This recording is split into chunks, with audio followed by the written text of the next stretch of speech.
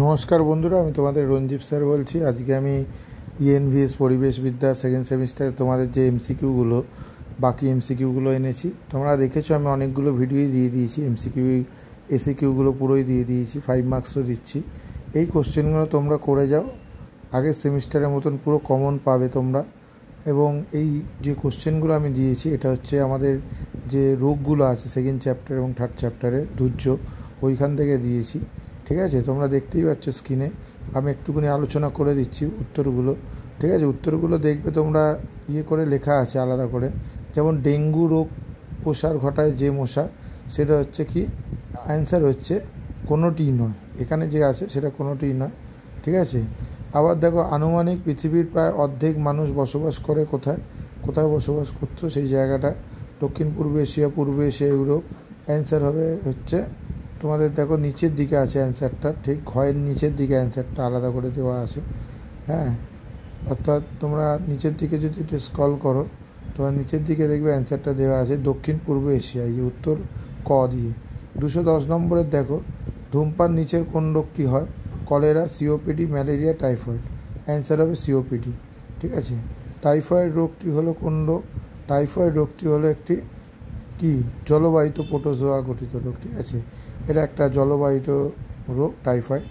ঠিক আছে, তারপর দেখো ডেঙ্গু ভাইরাস বিস্তার ঘটায় কি?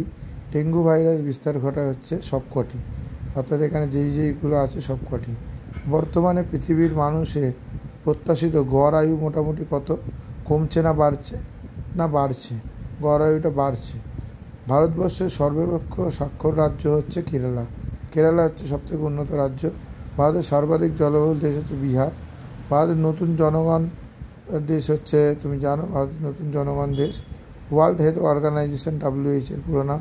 সমাজ লিঙ্গ বৈষম্য তৈরি করে কারা? সমাজ লিঙ্গ বৈষম্য তৈরি করে হচ্ছে পুরুষদের তুলনায় মহিলাদের সংখ্যা কম। লিঙ্গর অনুপাত মাপা হয় কিসে? না, লিঙ্গর অনুপাত মাপা হয় তোমাদের দেখো, লিঙ্গর অনুপাত হচ্ছে অ্যান্সার হবে গ, প্রতি 1000 পুরুষের মধ্যে নারীদের সংখ্যা। হ্যাঁ, পশুপালনের ডাইনামিক হলো কি? সবগুলি। পশুপালকের ডাইনামিক হলো সবগুলি। পৃথিবীর মানুষের পশুপালনের বৃদ্ধি এস আকৃতির। ঠিক আছে, উত্তরগুলো তোমরা দেখতেই পাচ্ছ, পরপর দেওয়া আছে। কারোর যদি PDF লাগে বা কোনো অসুবিধা আমাকে হোয়াটসঅ্যাপ করতে পারো। ঠিক আছে, তোমরা এই কোশ্চেনগুলো করো, আশা করি তোমাদের অনেক কাজে লাগবে। কারোর যদি কোনো রকম কোনো জিজ্ঞাসা থাকে আমাকে হোয়াটসঅ্যাপ করতে পারো। এছাড়া আগের ভিডিওগুলো দেখো, এসএকিউগুলো দেখো, এসএকিউ এমসিকিউগুলো দেখো। ঠিক আছে, এবং 5 মার্কসটা আমি কটা দিয়ে দিয়েছি তোমাদের, কোভিড-19 যেটা, সেই কোশ্চেনটা বড় কোশ্চেনে দিয়ে দিয়েছি। কারোর যদি কোনো অসুবিধা থাকে আমাকে হোয়াটসঅ্যাপ করো। তোমাদের সেকেন্ড সেমিস্টারের ক্ষেত্রে EVS-এর ফুল সাজেশান PDF পাওয়া যায়, আমাকে হোয়াটসঅ্যাপ করো, আমি দিয়ে দেবো ফুল PDF।